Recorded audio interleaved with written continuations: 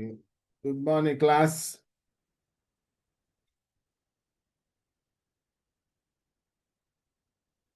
Hello, morning. class. Good morning. Good morning, sir.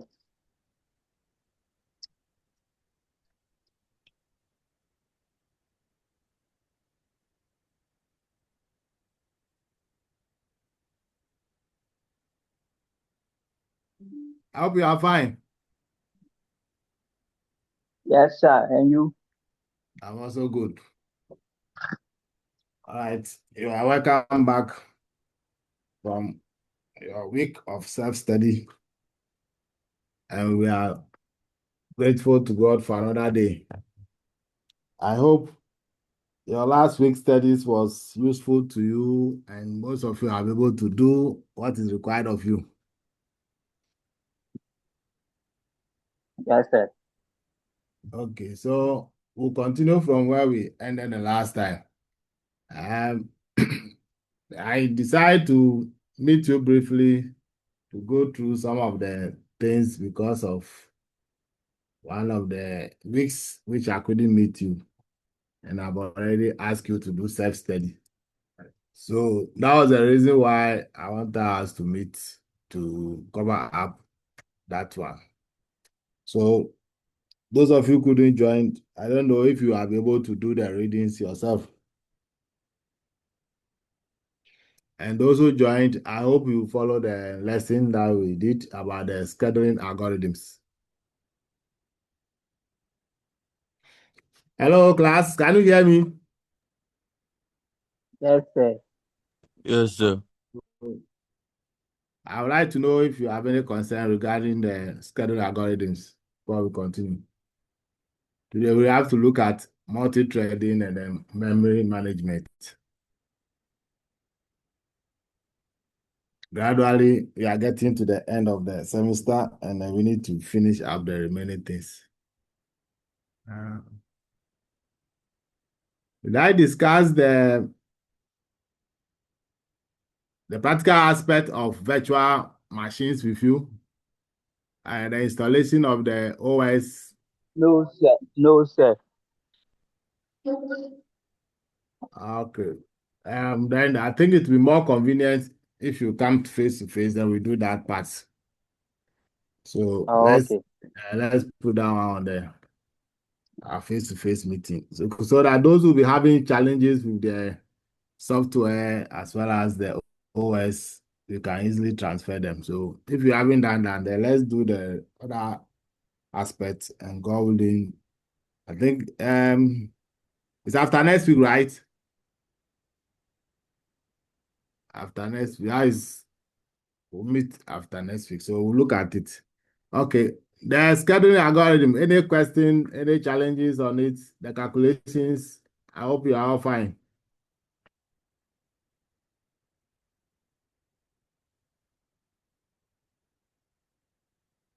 Hey, science. Did we finish with the all of them? The round robin as well as the priority ID. Did I discuss those one too with you? I remember last time. No, we didn't do the last. We didn't finish the last two, right? Yeah, we didn't finish it. Okay, then let's quickly go through that one. Then we come back and finish up with this so that it will be a revision for those who have not, those who have joined and Oh, those who have not joined. So then okay. let me stop sharing this slide and let me quickly go to the one. We look at the first come, first serve. And then we also look at the shortest job next. So I think the scheduling, the priority ID is what everything we didn't do. So I ask you to read about it, but for the purpose of the topic, the nature how it is, I think it will be more convenient if you discuss it to make it easy for you. So we look at the shortest job next and then priority ID. I think that is what is left. So if that is what is left, let's quickly go through, then we can complete the rest. Okay, so from the beginning of the slide, what we discussed, the scheduling algorithms, they are principles or strategies that are used to manage the processes as they move in and out of the process cycle. Can you see my screen? No, sir. No, sir. Oh, sorry. Uh,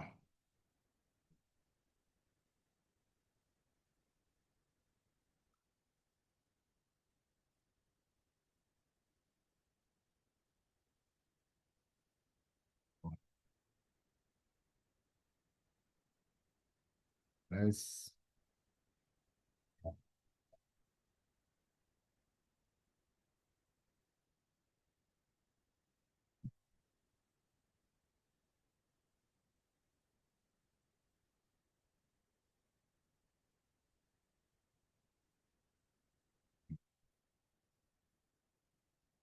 okay. So we started with this, the scheduling algorithm. This was the last one we did, the shortest job nest, where we did a calculation on how the shortest job nest algorithm is used to manage the processes going in and out of the process. Now, with the use of the strategies or the algorithms used with the shortest jobs in, from what we discussed, we realize that the jobs with the shortest time remaining, shortest job that arrive in the job queue is the one that is attended to first before it goes into the next one. And we said this particular type of algorithm is known as non-preemptive algorithm. And then they will also look at the first come, first serve. Also uses the principles of FIFO, first come, first serve.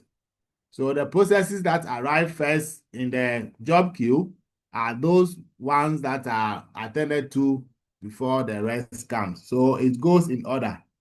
And again, we also made it clear that two processes cannot enter into the running state at a time. So the processor may attend to one process at a time. So in the first come, first serve algorithm, only the first process that arrive in the job queue is the one that is attended to first before it continues with the other ones. So that is the discussion. And we look at the calculation basing it on two major formulas. The first one we look at is determining the wait time. The wait time a process will wait for 810 is service time minus arrival time. I hope you remember this. Hello? Yes, sir. Can you hear me? Yes, Yes, we can hear service you. time and arrival time. So you look at the individual service time for the various processes. Then you compare it, you subtract the service time, the you subtract the arrival time and the service time. That gives you the wait time for each of the processes. After which, if you want to determine the average wait time for the processes, we add the individual wait time for the various processes and divide them by the total number of processes that are involved in that particular processes or that particular task. Then you may get your average wait time. So with this calculation, that is how we were able to explain. And then you went ahead to draw the diagram, how to draw the diagram, which is the Gantt chart, indicating how this diagram is drawn, the one follow. So it follows the procedure or the strategy of for the shortest job nest, means that the job that have the shortest time arrive is the one that is attended to. First come, first serve, it is based on the way they arrive in the job queue. So that was the discussion we had. And we look at the difference between a preemptive algorithm and a non-preemptive algorithm. Can someone give us the difference between the two? Which types of algorithm are considered as preemptive and then which ones are considered as non-preemptive?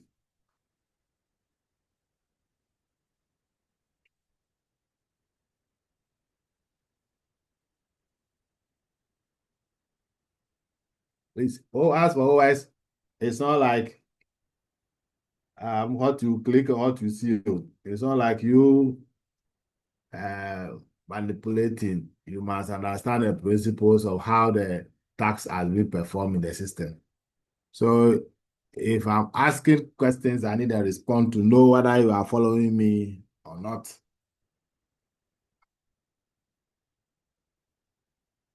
Elvis.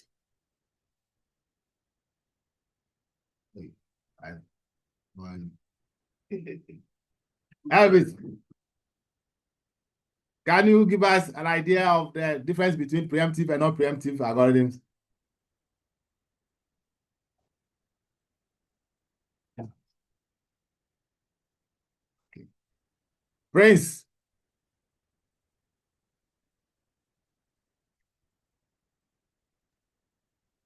Yes, sir.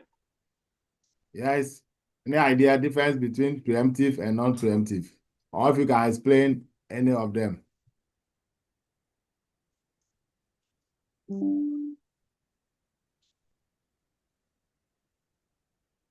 Collins, are you there? Collins Obi Odro.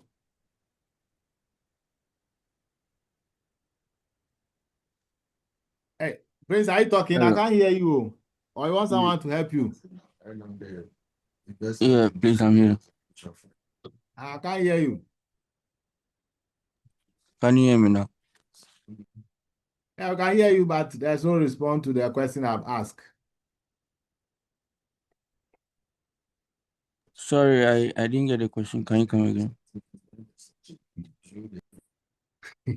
I said algorithms are classified into two. We have preemptive and non-preemptive algorithms. And then we look at the first come, first serve algorithm last time, and then also shortest job next. Now I'm saying that these two algorithms are all non-preemptive algorithms. So how do you explain the difference between preemptive algorithms and the non-preemptive algorithms?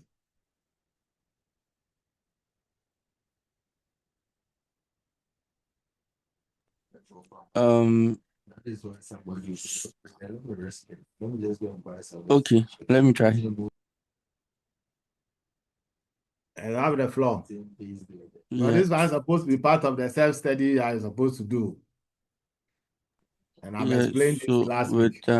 preemptive algorithm, what I would say about that is that it allows interruptions. It allows the GPU to interrupt the process. Allow what? Interruption. Okay. So whether the system can interrupt a currently running process. Okay. What about the what about the preemptive? You said the non-preemptive allow interaction or preemptive. I didn't get the one you are explaining. The preemptive allows the interruption, and then the non-preemptive with that one, yeah, it's supposed to be the opposite of that, but No, also you are in IT class, so IT we don't have anything opposite. It is 0 or okay. 1. Well, yeah, False, it would on or okay. So off. I would say that one would require the process to voluntarily yield, the CPU for the process to run. Okay, so can you give an example of the non-preemptive?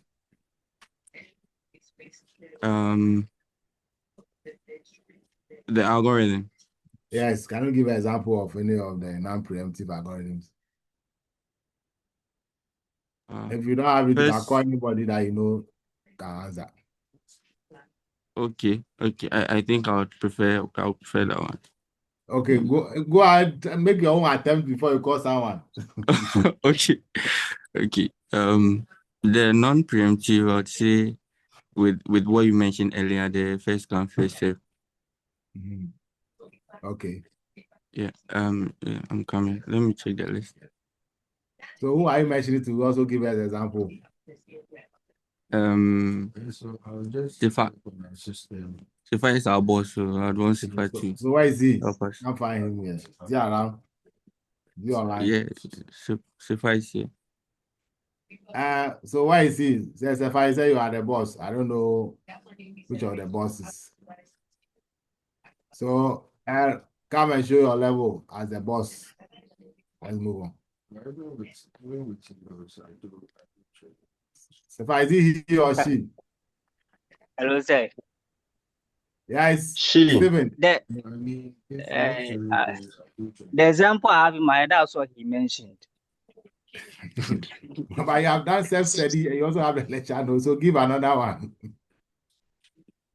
Yeah, that's the one I prepared for. Okay. So then you need to mention another person's name. Are you the safer he mentioned? Yes, please. I say you are the boss, so if your subordinate is calling your name and that's the only one that you also have, then how are you bossing over them? I'm not the boss. I'm not the boss.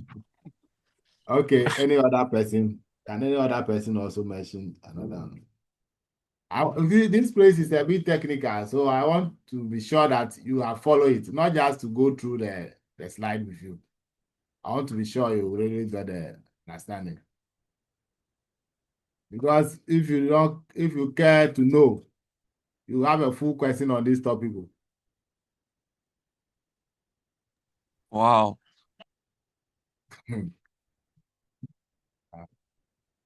I'm sure if I mention the exam one there, you'll be active. Full question, whether you like it or not, is there. If I'm not careful, quite be compulsory. Oh, sorry, babe. You are begging, let's discuss the tea. I'm not talking now, you are begging. You Sir, have please three be sessions. Your coming questions down. are already set up. You have 3 sessions, objective 20. You have session B, straightforward, 4 questions, answer 5 questions, answer all. Session C, 3, answer 2. One of them is composing. Hey, One question, one is composing. It's likely it could be this or any other topic before you Sir, choose any other please one. be coming down. so we'll do Senyam, it. Sir, how are you? Last week you were fine, phenomenal thank on the page. Today I didn't hear from you. Now you heard about Sir, exam. please, I just joined though. Okay, that's why. Yeah. I'm surprised. I thought because of the exam you had, that's why you are now talking. No, when I heard you talk about the exam, nah, I was scared. So I said you should be coming down small for us. I've already come down to inform you what you should know. That's why I want us to discuss. I missed one class, so I decided to fix it last week, and I think you were online. So we have to know what is ahead of you and then what you're supposed to know. It's not just to go and pass the paper. You must understand it. That's why I want to be sure. This side is technical area. So we are looking at the preemptive and non-preemptive. We have already considered 2 of them, which are all non-preemptive. First come, first serve is not preemptive algorithm. And then shortest job next is also non-preemptive. Now, any question on these 2 before we move on to the next one? Those who don't want to talk, well, I've given you enough room to express yourself. So if you have any question, you ask. When you said an algorithm is preemptive algorithm, ask our friend, is it Collins or Obin? Is it Obin who tried to address it, saying that one is opposite the other? Yes, sir. I added more. But you know, in IT, outputs are Boolean, true or false, on and off, or 0 and 1, binary. Yes. So you have to be definite. If you say an algorithm is preemptive, then it means that algorithms can be altered. When the process processes that uses the preemptive algorithms, they are the types when they enter into the running states, that is having the CPU access time, they can be either swap, move, or blocked for other processes to have their turn. And after they are done, then they will move out or move in to continue. So you can say that preemptive algorithms are those that can be swapped or can be altered during processing. Whilst non-preemptive ones are the type who do not allow alteration or do not allow swapping during processing. So irrespective of the job that will arrive after the process has already entered running state, it cannot be altered. Unless it has finished processing, no other process can have access to the CPU. So that is the principles. You might be running in a different program like your database class that you just had. You can be running in web designing, web application. All those tasks are being carried out by the processing that is taking place, and the OS is the one responsible for the activities. Now, whatever is going on, they may be using the process, this algorithm to consider how those processes to be carried out. So depending on the type of algorithm implemented in a particular system, that is how the system will be performing. So we know all these algorithms cannot be implemented in one system. So each system comes with its own type of algorithm. Some may have a combination, like a multi-level algorithm uses multiple strategies. By so doing, it classifies the processes based on their requirements, and then the task is performed. So for modern computers, because they are capable of carrying out multiple tasks at the same time, these algorithms help to execute or help the system to perform those tasks. That's why you need to understand how each of them works. So that is about the way the scheduling algorithm works. So what you need to know is the next one that we are going to discuss, the priority ID. With the priority ID type of algorithms also have its own principles. So as I was asking previously, if any of you have question or concern, you can raise it before I proceed, because I don't want to go and then you come back again. Any question on the explanation of the preemptive and the non-preemptive classification of the algorithms?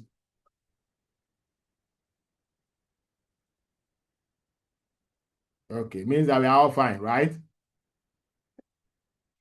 Okay, so now, Yes, sir. what we need to know here, when you come to the priority scheduling, Sarah, did we discuss this one last time? Priority ID? No, please. We ended on the preemptive, the Okay, calculations. so then let's look at this one briefly. Those who are joining, there are two key formulas that you need to have down. If you have not, can you write this down? Service time, sorry, wait time equal to service time minus arrival time. Write this formula and you'll be able to follow the lesson. Otherwise, you have some confusion in your mind. This one, wait time, service time minus arrival time, that is one. Then second formula is average wait time. Class, are you with me?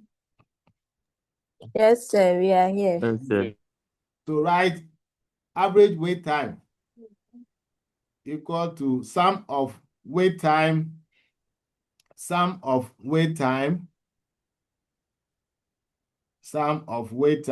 over total number of processes involved, or total number of processes. Can leave it there.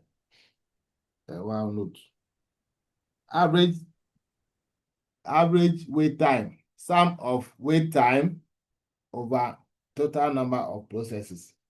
So those are the two key formulas that you need to look at. So now let's come to priority ID. The priority ID also is a type. For this one, we say is a preemptive type of algorithm. And the reason is that it handles the processes based on their highest priority IDs. So the process with the highest priority ID is executed first before the next one is executed. So if a process is in execution and another one arrives and the priority is higher than the one in the execution, then it has to be moved out. Now this one, it is mostly commonly used in a batch system where this one can be considered. So we say process with same priority ID execute on the first come first serve basis, which means here is that if you have two processes with the same priority ID, what will happen is you have to use a second algorithm to differentiate the two. For instance, we have a process with 2 milliseconds ID, another one with 2 milliseconds, and we have one with maybe 5 milliseconds. The one with the highest one will be required to execute first. After it is done, then it will come to the two. Once they are all having the same priority ID, how does the system handle this? It will base it on the first come first serve principles. So the process with the process that arrive first will be allowed to access the CPU time before the other one. So that's what happens when you are using this type of algorithm, and it have to deal with the tasks due to how they arrive in the ready queue. Are we fine? Okay, so now if you are okay, let's look at this table and see how we can do the calculation. Determine the wait time for each of the processes, and then calculating the average wait time, and finally how to draw the Gantt charts for it. As usual, I will change my screen and work on the other one for you to be able to see my screen. So I hope you are ready over there. Hello. Yes, sir.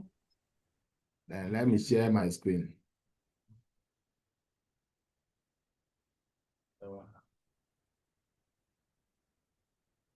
Okay. That's all right. Okay.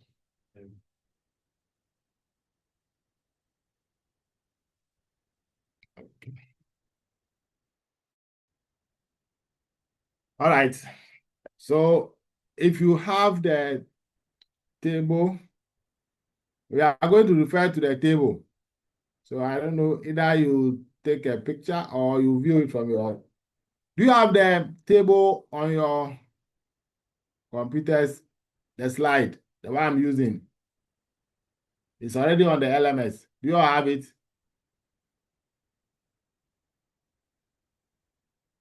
No, sir. Wait, have you visited the LMS? Sir, please, I'm going there. Then take a picture, or if you can write, that will help you to understand. So I'm showing it again. This is the table we are using. We are not using the first table. We are using this one for this particular algorithm. Okay. Just the top. The key areas we'll be using is the first one. We'll look at the service time, and then the arrival time. But we remember with the priority ID, we don't deal with the service time as a basis, but the factor that will determine which of the service time we should consider first is the priority ID, is a priority. So you see there's an introduction of additional column in this table. While the first one was the process ID, the arrival time, execute time, and then the service time. There was no priority ID, but this one, priority ID has been included. So take note of the priority ID column. Are we there? Yes, sir. You can take a screenshot or you can open it on your phone so that we can refer to it as we talk. Now, Okay. some of you may not know where the figures are coming from.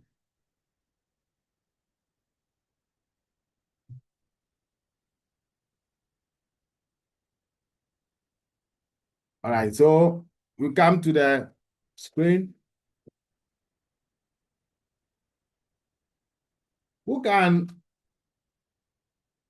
tell us, based on the principle, say the priority ID, the one with the highest one, with this type of algorithm, unlike our JHS or SHS system here, when you have one, then you are considered to be the one who have done well or have scored the highest in a particular course. Here, the highest in number, priority ID in number.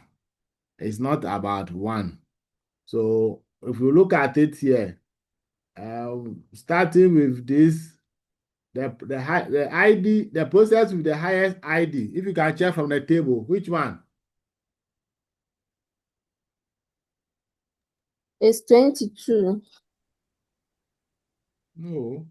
The process 3, P3. Process 3, sorry. Yes, process 3. Good.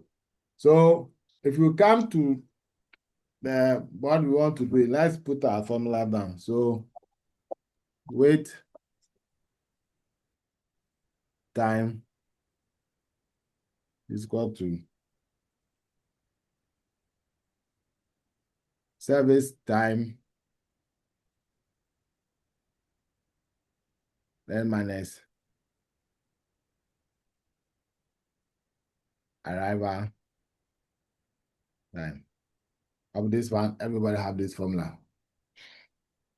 So now we said the first one, P. Here we are looking at the one with the highest ID. So process 3, so P3. Because of the limited space, I will avoid most of the writing.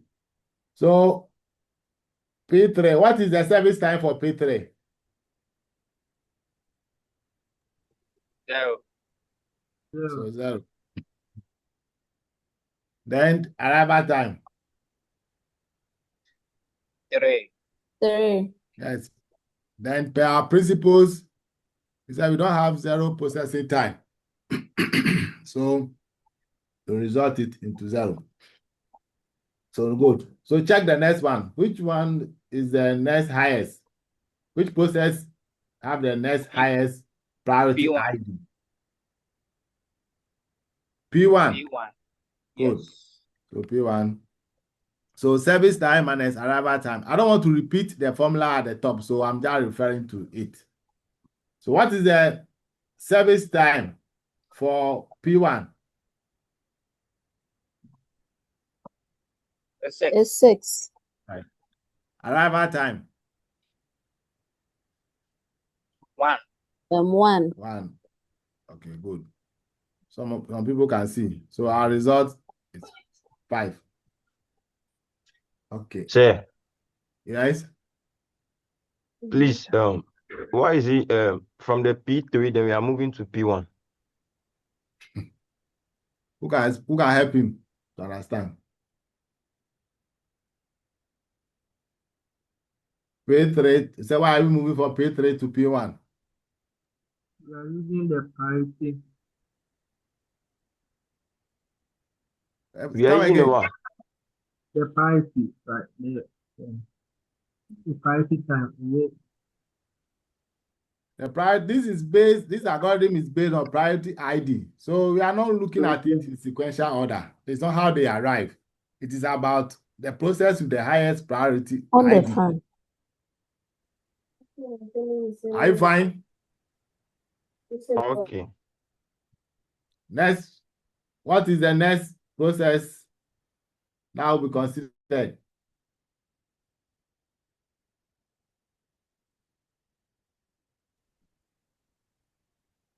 Yes, who can help us? What's the next process that will be considered? P2. P2. What is the priority ID? It's 1. It's 1. 1. And do we have any other process with the same ID? Yes. Yes. Yes. P0. P02 is 1. Yeah. So means that P2 cannot be used direct like that, right?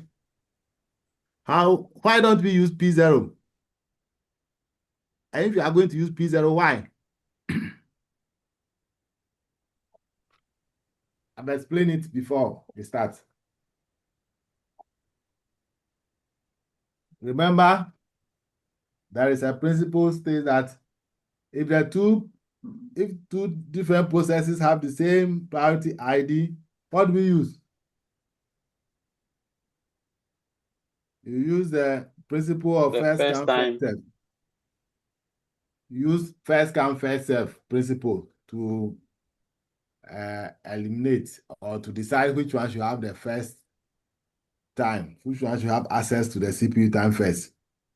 So since the two processes are having the same ID, we cannot go ahead and use P2 because P0 arrived first before P2. In order of reference, P0 arrived first. So you have to use that other clause. So if the two IDs are the same, then we use the principle of first come, first serve. So here is going to be P0. Then what is the service time for P0? 9. 9. 9, good. Please, everybody should follow it so that you understand. Then arrival time, 0. 0. So we have our 9. Then obviously, since there is no other one, we have our P2 to be the next process to be considered. So P2 service time, 14. good. Then arrival time, 2. total result, 12. 12. good. So 12. now I have this. If you want to find the average wait time equal to the sum of wait time all over total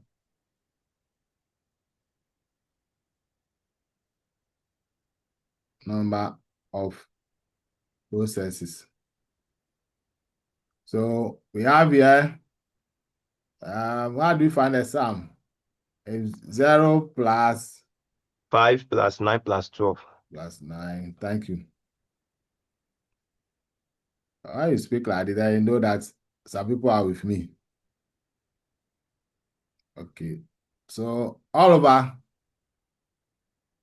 All over 4. So 4, total number.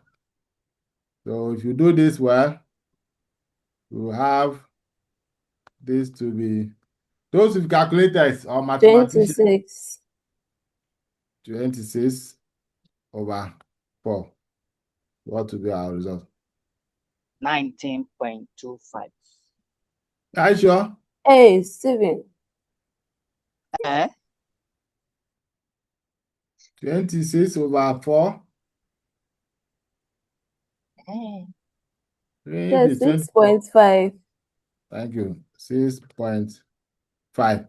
If the unit of measurement is measured in milliseconds, then you maintain the milliseconds here. If it's in nanoseconds, you maintain it. But here they didn't provide any unit, so you can also leave it as it is.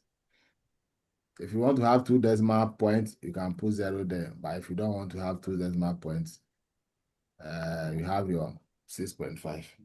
Is everybody fine? Yes, sir. Okay. Now, if you want to draw the Gantt chart will be drawn based on the process ID and then the execute time. Process ID and then execute time. And drawing it also must be in order of the processes, how we are calculated it or how they have been allowed to access the CPU time. So your Gantt. Where's the fridge? Sorry, your Gantt chart.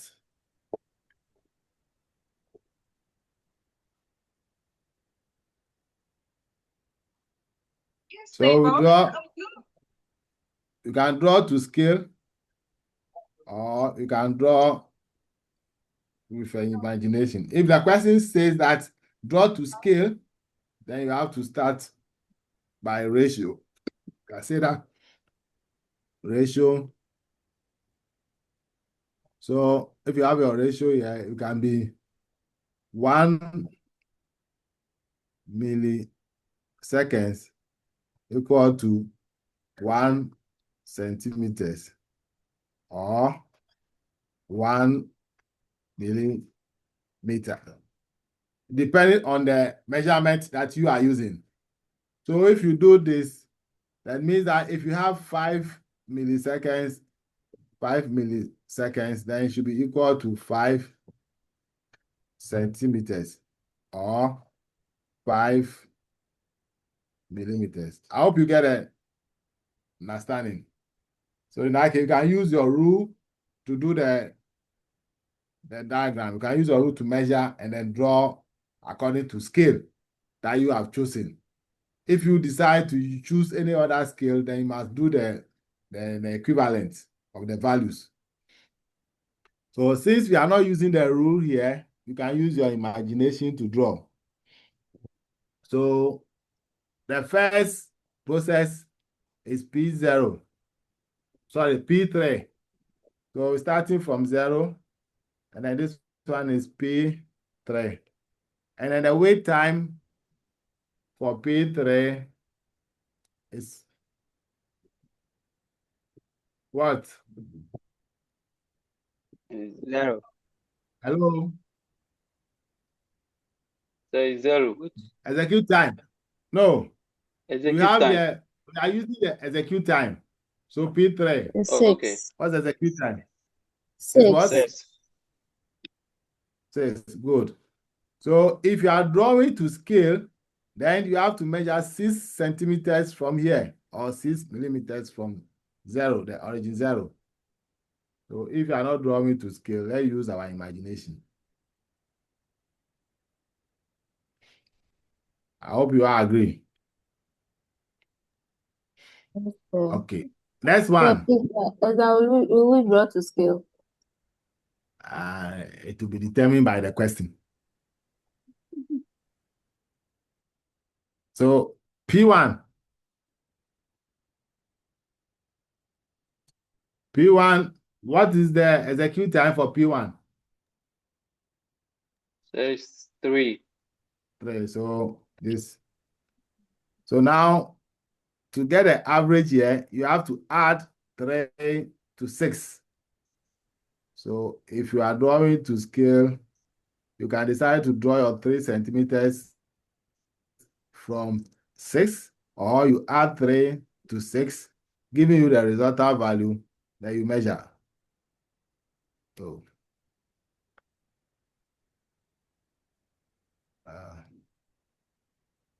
okay.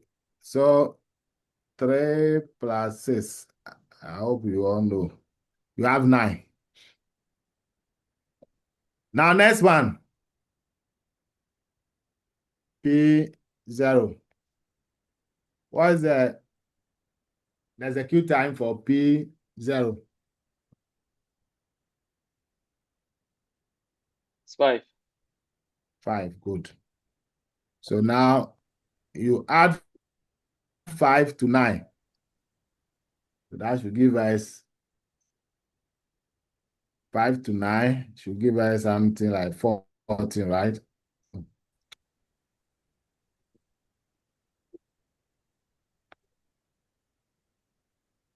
So we have 14. Then the last one, P2. What's the execute time for P2? 8. 8. Good. So now you add 8 to 14. And then 24. that should give us the total. Mm. So 8 plus 14. 20. 22. 24. Hey, 22. 22. Good. So that's what you see in your diagram over there. So basically, this is how the calculation is done and how the diagram has also been drawn. So it's not just drawing it for drawing sake. You draw it either to scale or to, normally it's supposed to be drawn to scale. And because we are not having a scale here, so if you look at this, this is what you have. Are we fine? Hello, sir. Yes? Yeah, there's a question. So let's say you are Okay. given a question like this, and Can you raise your voice so a bit? please, can you hear me? Yes, it's Hello? better now if you can get close to your mic. Okay. So I'm asking if you have been given a question like this, and let's say with a P0 and P2, that's the process 0 and process 2 from the calculation. No, If you please, to can you apply, get close to your mic? It appears you are okay. far away from your mic.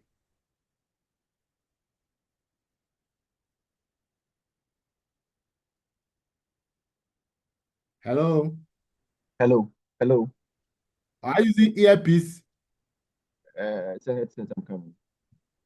If it's an earpiece, then can you remove it and then Okay. do direct? Okay, sir. Can you hear me? Yeah, it's better. Okay. So let's say you are given a question like this, and when you get to P0, then P2, you feel to apply the first come first, You meaning get that you where? are, when you get to so from the calculation, when we go to the process 0 and process 2, we apply the first come first. The So rest, let's say can you hear him? I'm not hearing him well. The voice is breaking.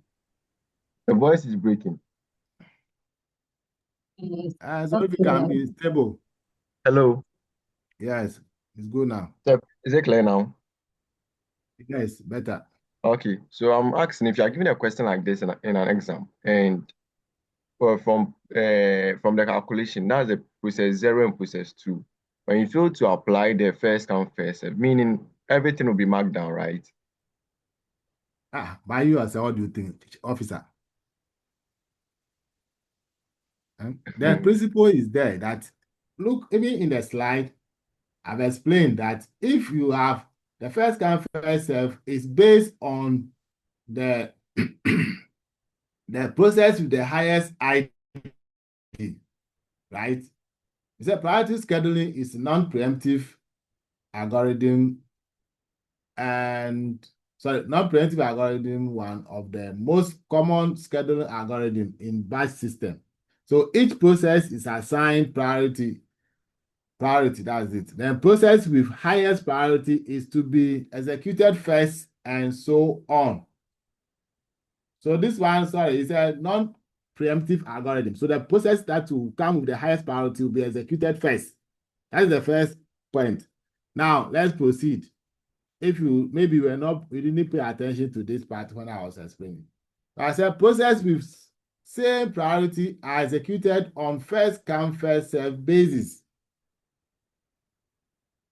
Did you hear me explaining that part earlier? Yes, I did. So it's a principle. So if it is supposed to be treated like that, and then you decide that you want to go your own way, then obviously you get it wrong.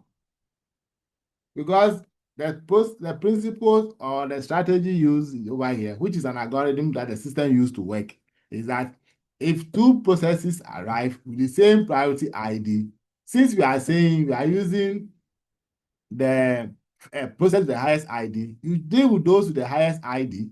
Then when it comes to those with the same ID, you deal with them based on how they arrive, the order in which they arrive. That's what you consider. So when you look at this diagram, the order which they arrive is in this order. The processes are arranged in a chronological order. So it is indicating the order in which they arrive in the job queue. Remember, this is happening in the job queue, just that the table has been extracted for theoretical explanation to what actually happened in the system.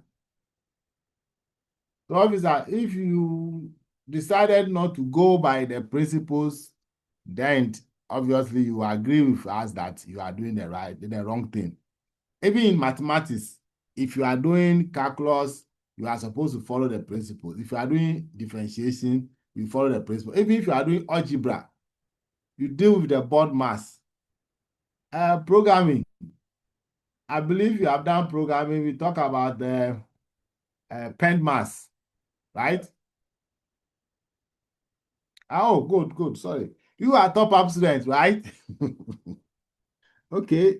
So you don't do, but you have done programming. Programming, we deal with pen mass. If you are doing how programming execute mathematical expression, it starts with the parentheses first.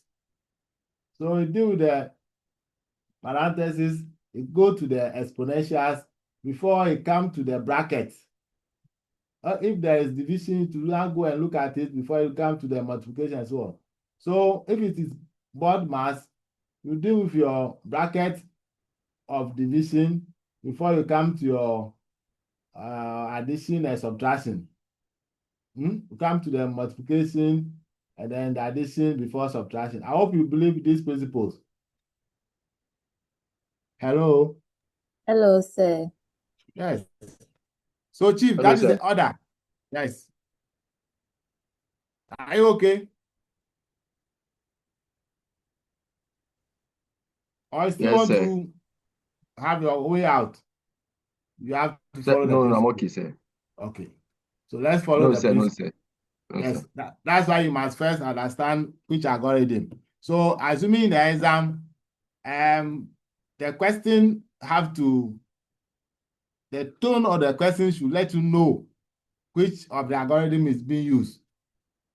Either preemptive or not preemptive, either first come, first serve, whether it is shortest job next or priority ID. You have to be aware and use the appropriate approach. Okay, so that is, if you go through the slide, you see this. Over here, don't worry about the order of the calculation. The best way to go about it is what I've done with you. You have to deal with it according to the priority ID. Here, because of convenience, the calculation was done in the table. So they didn't change the order of reference. So P0, P1, P2, P3. But if you go through and you see the results, I always want to make it easy for you to understand that you have to go per the highest priority. So you pick the one with the highest priority and you arrange it in that order. Once you have arranged in that order, it helps you when you are drawing your Gantt charts. I hope you get the impulse of that. Yes, sir. Hello. Hello, Yes, sir. Okay, so let's go. Next one. Shortest remaining time.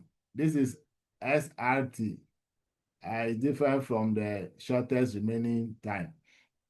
Now, I said this process is allocated to jobs closest to completion, but it can be preempted by newer ready job. sir, please, we can't see your screen. Oh, sorry.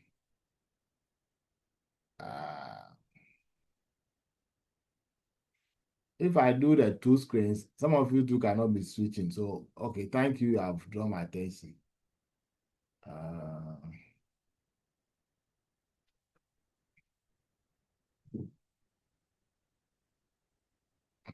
So let's proceed with the slide. Okay. You now shortest remaining time. The shortest remaining time is the preemptive version of the SJN. And you know SJN is the shortest job next algorithm. Shortest job next is non-preemptive. I said this one is a preemptive type. It says that the processor is allocated to the job closest to completion, but it can be preempted by a newer ready job with the shorter time to complete. So if the process is in execution, a particular process is in execution, and it has maybe 2 minutes to finish or 2 milliseconds to finish. Let's say 2 minutes to finish. And another job have arrived in a ready queue. And that one is having maybe 1 minute to complete.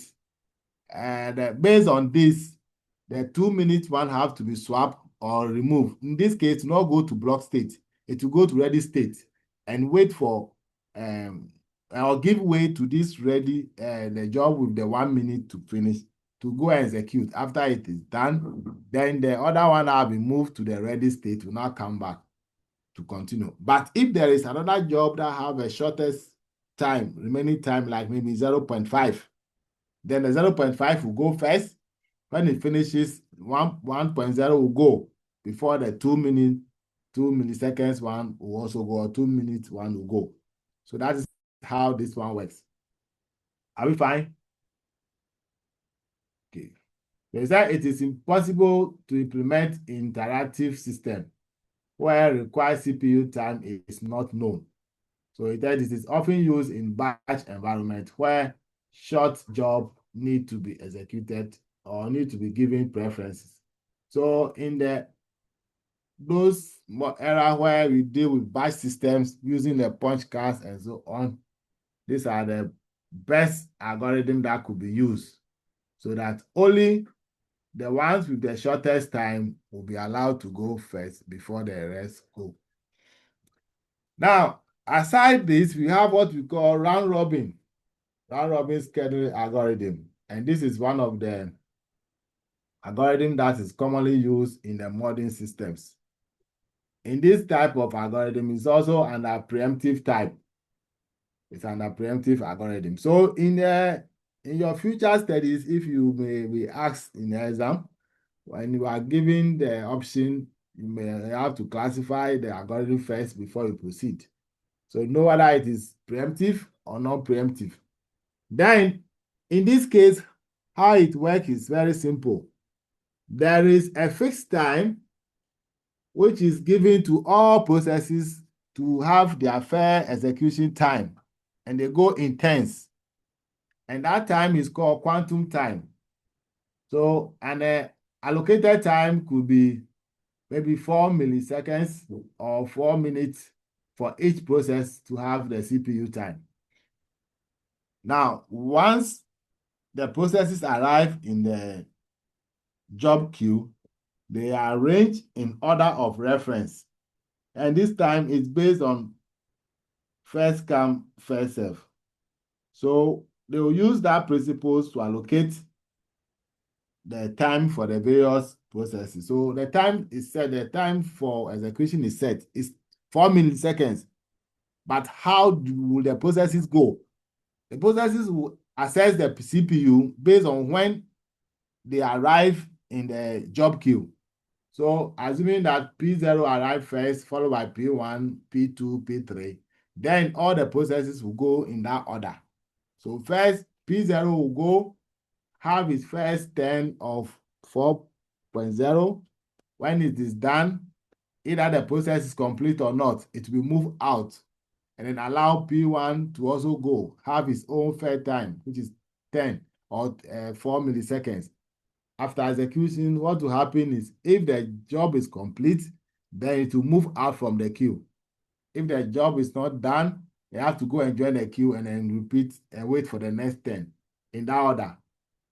And that process is also referred to as the context switching. So we said once a process is executed for a given time period, it is prevented and another process execute for a given time period. Please, I hope you follow this. So a context switching is used to save state of preempted processes. And we have done what context switching is, and then what is the purpose of the PCB, how process state information are saved. So these are the applications. Then the last thing that I want to talk about, it is how the times are allocated. So when the time is allocated to the CPU, they all go and then have their time. Once it is complete, Then they will continue to go through the process. This is a diagram to represent how they go in turns. So you start at the ready state, it moves into the process. Once the time in between operation is less than the quantum time. Can you see the decision box? In between the operation is less than the quantum time. The CPU will continue, the process will continue to be in execution. It will execute until it's complete. When it exceeds a time, once a time is exceeded, either finish or not, what will happen is that that particular process will be swapped and another one goes in. So when you finish execution, then to now leave the, if you finish, look at it, if you execute time for the quantum, if it is more, or let's say if it time in between the execution, quantum time is less, it will continue to execute. When it is done, it will go and terminate.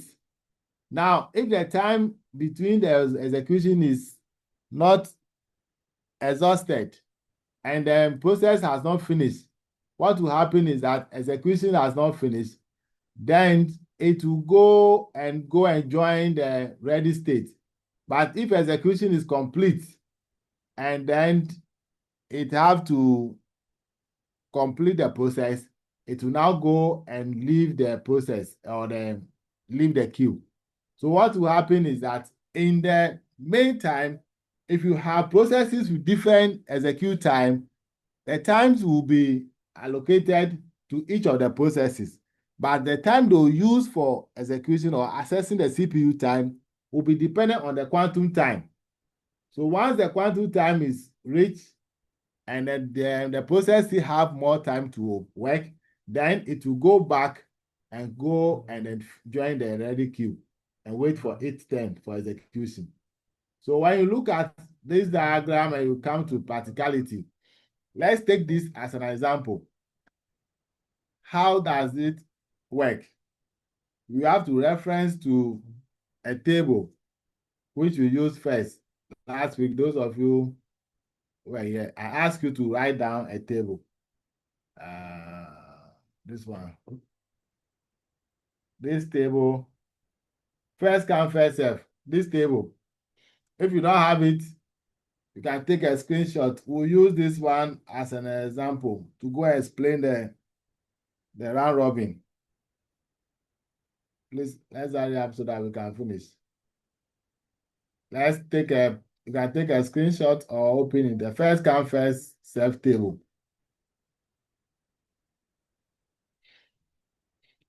If you are written it down, you can refer to it. Are we fine? Yes, sir. So take note of the execute time. Execute time and then the service time that are here.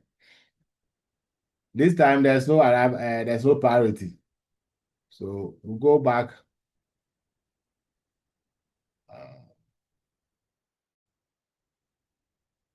When you come here, if you are at this age, I believe all of you can do the calculation for, as me we are using the same table. We can all do the calculation for wait time and average time. Since we have done it already, we'll not repeat it here again. This one is going to be order of reference, P0, P1, P2, P3. The way they arrive here, that is how they are going to have their turn. So the calculation that we did the first time still hold. So we don't need to waste time by working out for the service time and its arrival time. The next one, service time and arrival time. No, we know it already.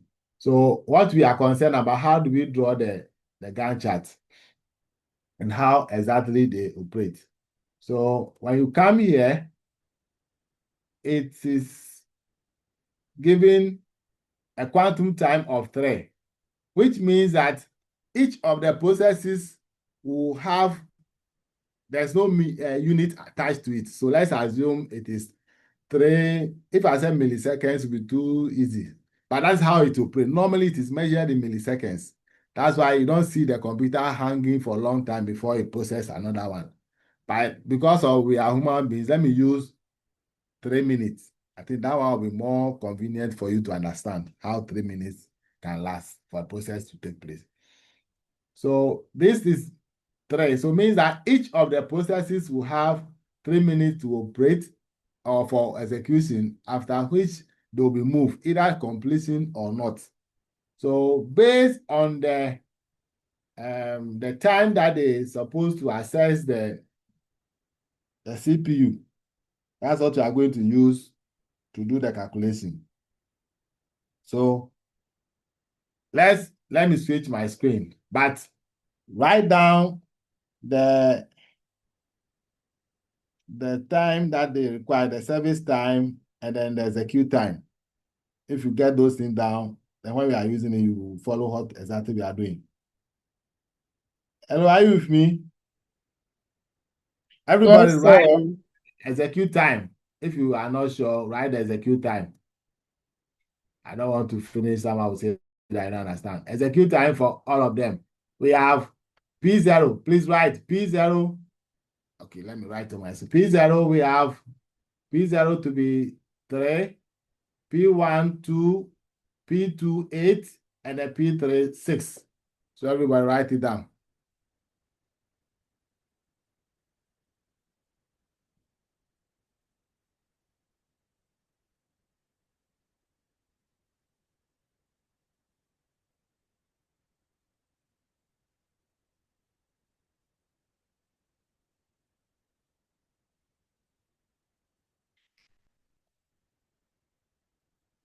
Okay.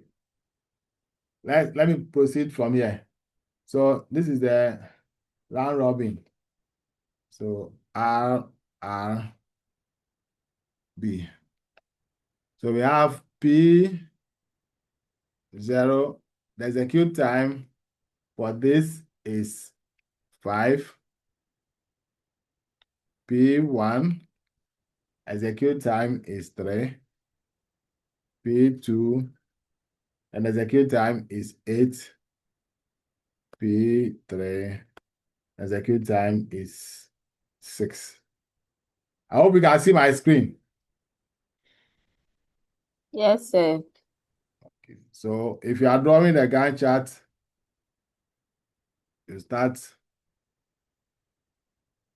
as I said, if it's to scale, you have to come out with your ratio. So this is 0. So P0, when this is used, means that the first process that will have the CPU time is P0. And the quantum time equal to 3. So what you do here is you always subtract this 3 from the time that is required, the execute time. So for P0, the first time you have 3. So 3 minus 5. Please, I want us to do it together. 3 minus 5. -2. Hey, madam. Open your eyes. 3 minus 5. 5 minus 3 is 2. Okay, sorry. So they are mentioning wrong. So 5 minus 3, because the P0, the execute time for P0 is 5. So sorry. So you subtract 3 from 5. 3 from 5. So we have 2 remaining. Are we together here? Yes, sir. Yes. So now we measure this. And here it's going to be 3. Then the next one, P1 is the execute time is 3 and the quantum time is 3. So you subtract 3 from 3. So we have 0. So now this is going to be P1 equal to 3. So you measure this one too. So you add 3 to this 3. What will give you? You have 6. Then this one is P2. Execute time is 8. And our quantum time here is 3. So you have 8 minus 3. What do you have? 5. So here is 3. So you have here to be, so 3 plus 9. Sorry, 3 plus 6. So you have 9. Then the last one on the first cycle is 3, P3. Here too is 3. And here is 6 minus, you have your 6 minus 3. So you have remaining 3. So we also, and this, add this to this, that will give us 12. Are we Hello, following? Yes? Sir, I have a question. I Go think ahead. I am not getting the chart. That's why Because I we was have trying to ask you to follow me and you are not talking. What's the problem? the chart. The P0 equals 3. We have 3 here, 6 plus another 3, plus another 3 plus 3. I think I'm confused with the chart. I said, who can help? I will see if those who are following are following. Who can explain?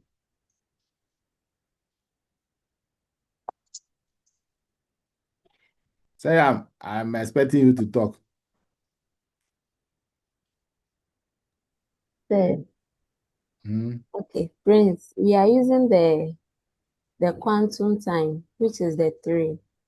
So Good. with the table, Sir has so the P0 is 5. Wait. President, when I said you should write the execute time for the various processes, did you write? Yes, please. So what do you have for P0?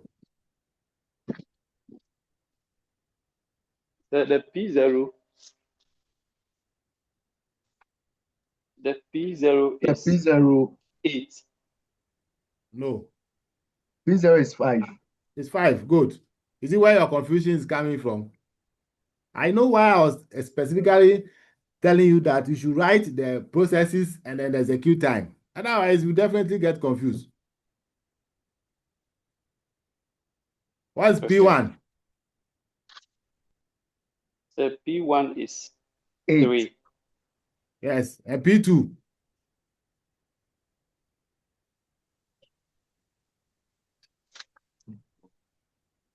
P2. The P2 is 8. Good. And then P6. Sorry, P3. P6 is P3 is 6. It says. So, Yeah. as say, I'm so continue. And I'm continue to complete the explanation. If they got it, then the rest will understand. Okay, so we are just subtracting the quantum time from the figures you just mentioned. So the first one, which is the P0, is 5. So we subtracted the 5, the 3 out of the 5, which is the P0 minus 3. And then the P1 minus 3. P1 minus 3. Then we add the 3 from which we got the we'll add the 3 to the previous 3 to get the 6, and then the P2 also. When you subtract the 8 minus 5, 3, we'll get 5 to add up to the 3 to add up to the 6 to get 9. Then the last one to same. Okay. Please, are you fine? Yes, please. Thank you. Yes, because the processes are given equal time for them to access the CPU, which is 3. It means that this one will go through cycle. So for first cycle, that's what we have done. you all have equal time. You all have equal time to do. So all of them have equal time of 3 milliseconds or 3 minutes to access the CPU. So once they have equal time, you have to subtract 3 from each of the time they are requiring to process, to execute, to have the execution time. So here are the various execute times. So as you have done, we have finished with the first round. Then we are now going to the second round. That's why we say that over here, it does not, it's a preemptive. It does not give priority to anybody. Everybody have equal access time. We call it time slash. This time slash is set, which is known as the quantum time. So once the quantum time is set to 3, you cannot go into the CPU and spend more than 3 minutes. Each of the processes have allocated this time for them to operate. So either the task is completed or not.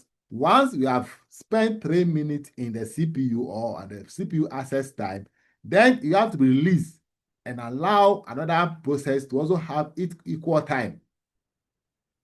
Class, are you fine? Yes, sir. Okay, so now the second round. So note that we are going to deal with the remaining time to finish. So with the P0, we are given 5. So we subtracted 3, we have 2. So this time, this is even less than 3. So it means that it will go, so here is P0. This is the remaining one. And you are given 3 minutes to operate, and then your remaining time for you to operate is 2. So once the 2 minutes is done, then you are off. Another one will come. So here, it's going to be 2 plus 12. But here should be P0. P2 plus 12 will give us what? 14. 14. Good. Then means that this one, we have finished. The next level, P1. P1, the total execute time is 3, and we subtracted the quantum time of 3 from it, so we are left with 0. So this time, it has finished the execution, so it doesn't have anything to work on again, so it will not show up again in the second round. Okay, so this one is off. Then the P2, originally is 8. It has had its first time 3 minutes. We are left with 5. So again, over here, since the 5 is more than 3, you go and subtract another 3 from here. So you left with 3 minus 5. You have 2 more remaining. So you come, this is P2, then here will be 3. This place is 2. So over here, you have 3 again. Prince, I hope you are with us now. Yes, sir. Okay, so add 3 to 14. So that's 17. 17, thank you. So then the next one, P3. P3 have 6 minus 3, we are left with 3. So if you go and subtract 3, remaining one is 0. So it means that here is also going to have second 10. So we have 3 here. So 3 plus 17. That's 20. 20. Good. Then the next thing, we'll go to this is the second round, has also been completed. If you are going for the third round, this place, there's nothing here, no. This place, P1, no. P2, yes. What do we have at P2? 2 is remaining. So P2 have 2 here. Then you come and measure. So 2 from 2 plus 20. You have 22 here. Then P3, you come here. Do you have anything remaining? No. Class, are we together here? Yes, sir. Okay. Sir, So please that's come again with the third round there. first round. Well, third round, there's no over here. When you come to the first, we have done it. All of them have 3, 3, 3, 3. Now, second round, we are left with 1 with 5. So we subtracted 2 from 3 from 5. We are left with 2 here. So we drew the box here. You have your time to draw. Where you have the 2. Sorry, this one, P2 have 3, and then we have 17. So the last one ends here. Second round ends at this point. Are you getting it? Second Yes, round sir. end here. So when you go to the third round, P0, there's none.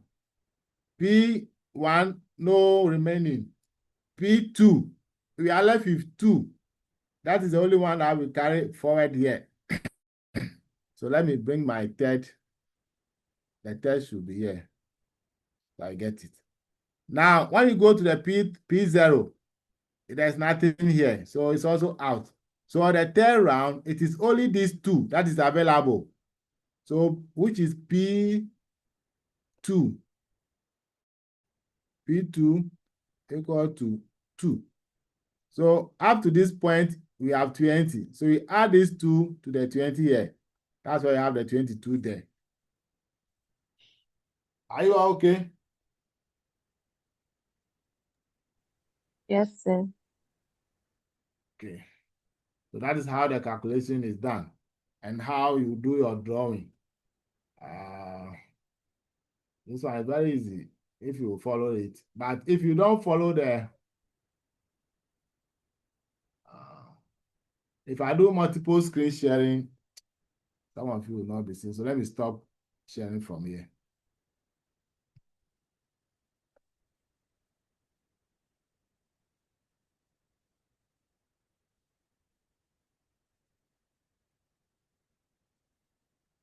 Okay. So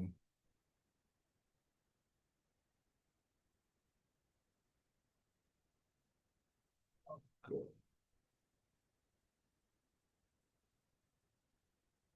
All right, so we move back to the last one. Priority have been done, and then this one too have been done. Hey, round robin. Okay, so here we are. You see, this is the table. This is how this chart was drawn. The round robin scheduling. Are we fine? Yes, sir.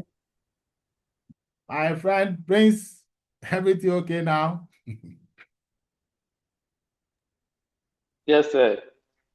All right, officer, the one I asked to talk. So when you go, please spend time and go through the rest. I have one example here because of time, so I want you to go and try it. You have the PID 1 to be 24, P2 20, P2 to be 3, and P3 3. So if you are going to draw, you see that when you start with the P1, you have your first, and the time here, the quantum time here is 4. The quantum time is 4 milliseconds. See, 4 milliseconds here. So if you are going to draw, first round, all the 3 processes will appear. But when you go to the second round, this is less than 4, this is less than 4. It is only P1 that will remain. So when you are drawing, and the P1 remain, it doesn't mean that it will continue for the remaining time. It will go 3 and 4 milliseconds out, 4 milliseconds out, until you get to the last end. But there will be no other process. So it will continue to get to the last end. So that is how it is done. All right. If no question, I'll leave the rest. So there are other examples there. Take your time and then try them.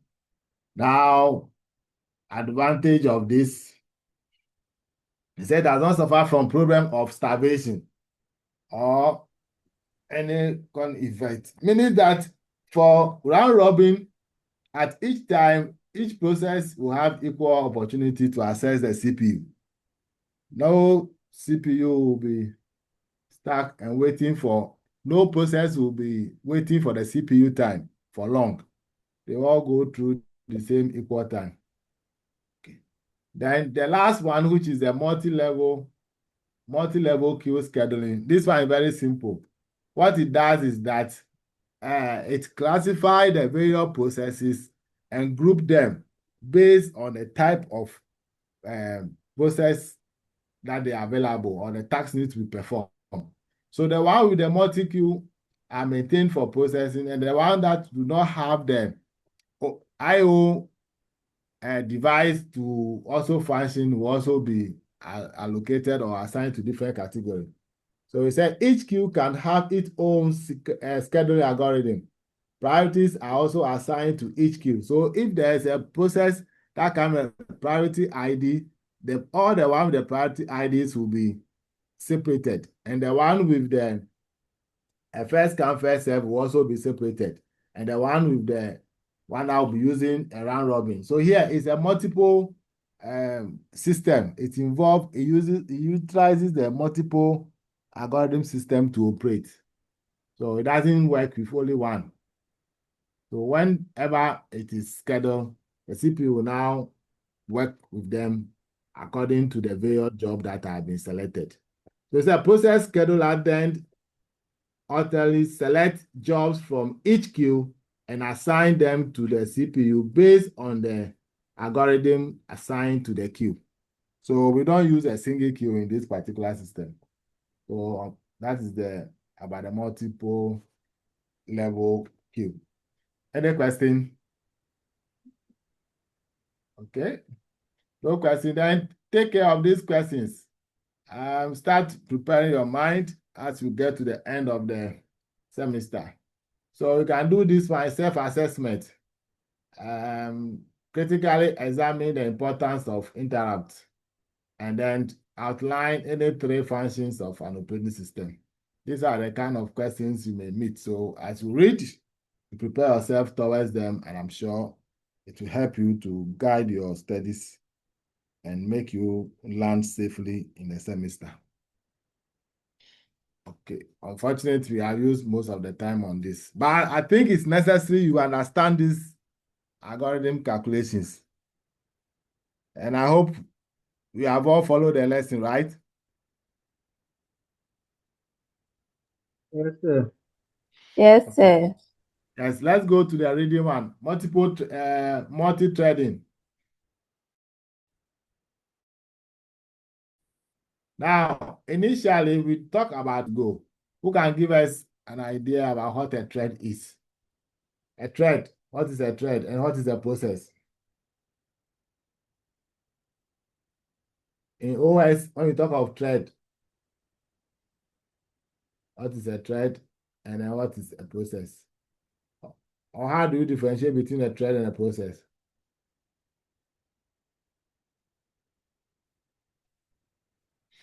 Oh, I thought people have read self-study. All right, a thread is a sequence of a signal generated when a line of code is executed. It's a signal generated or sequence of signal generated when a line of code is initiated. And a process is a program in execution. So in programming, when you write a code, those of you who are programmers, you know when you write a code and initialize the code, that code will be compiled. And when it's compiled and then there are no errors, it will initiate and then give you the output of your code. which is the result of your program that you have written. So in environment or in a situation where you have only a single line of code and you initiate it, a single line of thread will be generated. When you have multiple lines of code and then you initiate them and generate multiple threads will be also generated. And this is what a system use in order to manage the multitasking or performing different functions in a particular system. So in our programs that we run on the computers, we see one program will be performing multiple tasks. Like Word, for instance, we'll be doing bolding, handling multimedia content, also checking grammar, and you can also be saving. Now, all those functions have different codes. So as each of them being initiated, they are producing different threads. And those threads help the programs to vary the function in a different area. Who said light out? Where is the person staying? Are they doing maintenance or transformer replacement? Sorry for the person. So we said a thread is a flow of execution through the process code, which own a program counter that keeps track of which instructions to execute next. System registers, which holds its current working variables, and stop, which maintain the execution history. So when you go through the slide, you realize that a thread, by way of definition, is that when a thread altered a code segment, memory items, or other threads sees that. So when you make changes in your code, the output also is affected. It's true, if you have done C++ or C, anytime you make changes in the code, it affects the output. You have to initiate it again. So in a simple put, a difference between a thread and a program is that thread generates a single thread. When a code is initiated, a single line of code is, or a single thread is generated. And when thread is generated, it leads to program. And the program allow you to perform a task. And then within the program, a task is achieved or performed. So a task, when you look at it, it's always done in a program. And a program is a process in execution. So when you load your browser may have a process. And that process will help the browser to be sustained on your screen, that you can use it to perform a different task. You can use it to surf the website or to launch application.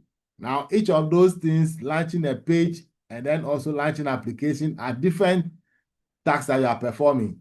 And they are being carried out with different processes. And therefore, they will have a different process IDs. So we say that a thread represents a software approach to improving performance of operating system by reducing the overhead. So the overhead thread is equivalent to the classical process. But here, it says each thread belongs to exactly one process.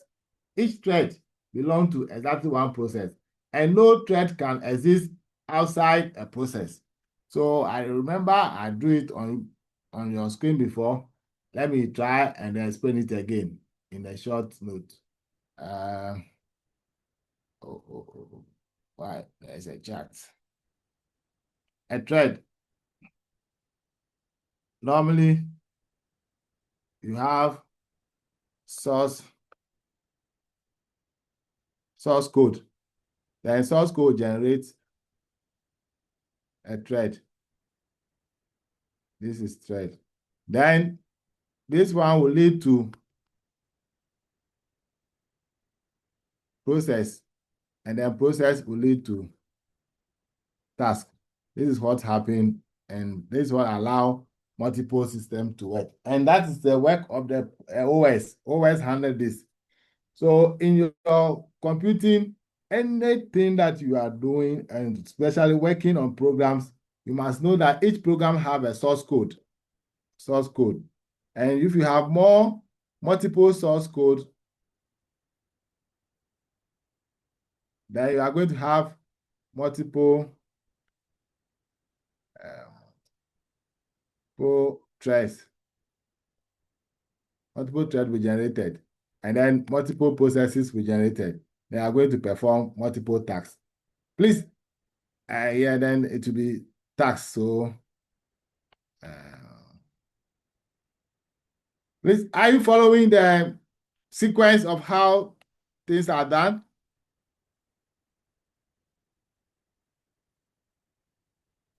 Yes, yes. Oh, I'm here alone. No, we are all here. No, thank you, madam. All right, so that is about thread and then process. Our time is up. So let me just finish this one, and you can go ahead and know that I've done with the thread. The next time we'll talk about memory, so you can read before you come. So what's the application of this? Application of thread lead us to handling network servers, web servers, and then other web applications. Those of you who are software engineers, you have understanding, and those of you who are network engineers also, you realize that with network servers, you can have multiple users having concurrent access to the server, either remotely, yes, normally remotely, or creation of sessions. And each person who logs to the server will have his own session, will be able to carry out his or her own task. It is because of this multi-threading that allow those multiple access to be done on the computer, on that server. If you look at the web servers also, web servers allow multiple users to be able to have access to the content at the same time.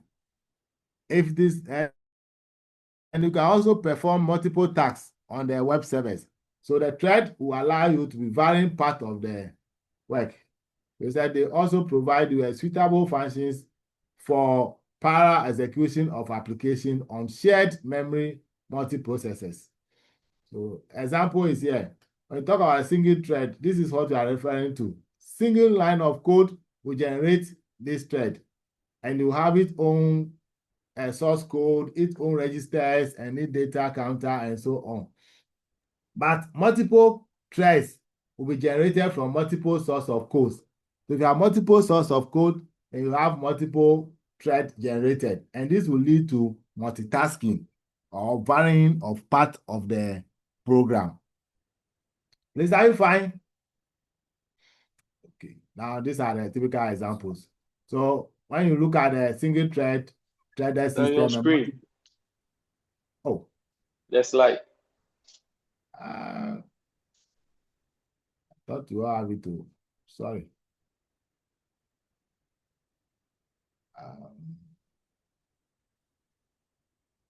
This changing over is maybe next time I have to use multiple screen. If I use that one, you have to be changing it at your end.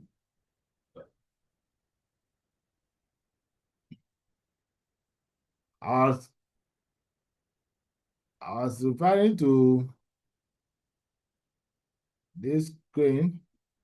This is a single thread, and then it's produced by a single line of code. This is multi-thread, and the multi-thread will be produced from multi-code or multiple source of code. If you have multiple lines of codes, you have multi-threads generated. But if you have a single thread, just a thread will be initiated. And I'm saying that this one comes with its own program counter, it has its own source code, and it has its own registers. And that's what happened in the multi-system also. And this multi-threaded processes allow multitasking to occur in our systems. So if you go through, you see that all systems that produce just a single thread are being carried out with a single code. If they produce multiple codes, means I have multiple lines of codes. So this all happened to help you to know to carry out multitasking.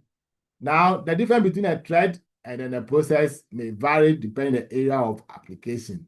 So some are lightweight, some are heavier weight, depending on the area of application. So spend time and read on it. Then there are two types of thread levels. we have what we call user level thread and a kernel level thread. Let me just explain. When you say a thread is user level thread, it means that it handles or manages users' activities. User level thread handle user activities. You can click, you can save, you can do work on your own. That's the user level thread. Then if we talk about the kernel level thread, that's the one that's responsible for managing the operating system, the core, the heart of the operating system. And the heart of OS is known as what? What's the heart of OS? Hello, what can be likened to the heart of OS, to be the heart of operating system? It's called kernel. Kernel is considered as the heart of operating system. That's the place where execution takes place. So kernel level thread manages the operating system, executing instruction and doing debugging and so on. Then we also have types of thread, how it can be, as I've already explained, user level and a kernel level. So just note. And all of them play different roles. Then we have some relationship that exists between them for the multiple lines and then the single one. If you have a user level thread, you can have process 1 having its own set of thread here, process 2 also having its own set of thread, and then we control by the key. So for the hardware, the kernel level thread, it normally handles the hardware components, the management of the operating system, and carry out its instructions. Okay. Now, what you need to know is that the kernel level thread, as I said, control most of the tasks behind.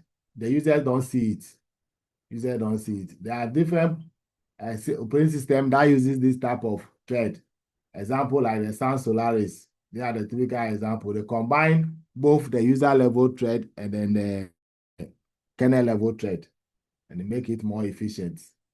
Now, there are some models in thread. That is where I'll end. The models. There are 3 types. It's about the relationship, how they relate. So you have many-to-many relationship, many-to-one relationship, and a one-to-one relationship. When you said one-to-one relationship, is about how the kernel relate to each other, and the level of interpretation. We have the kernel level reaching out to a particular one where multiple tasks can be performed. But if you have many to many, meaning that multiple kernel levels, referring to multiple processes at the same time. So multiple tasks can be performed. This is a typical example. Look at the kernel level is generated and the user level is here. So over here, all the thread generated from the multiple sources from the kernel level can be mounted to a particular process, one process or multiple process at the user level, because it's the users that perform the task. So you can see multiple kernels generating multiple codes, and then being mounted to a single process, multiple processes here. So we have a thread here, another thread at the user level. User level thread comes with its own set of thread, and then kernel level thread also generated. So a group of kernel level thread are being mounted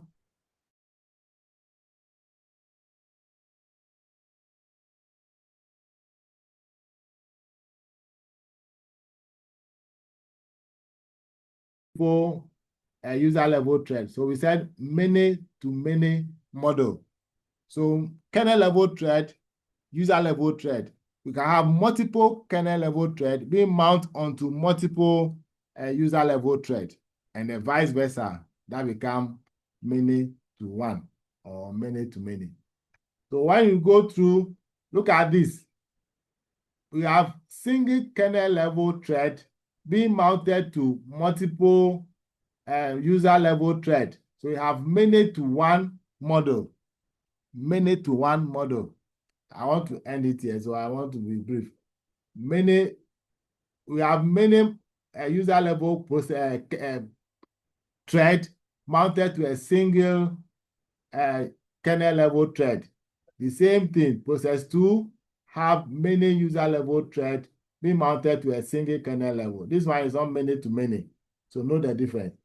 And the last one is one-to-one.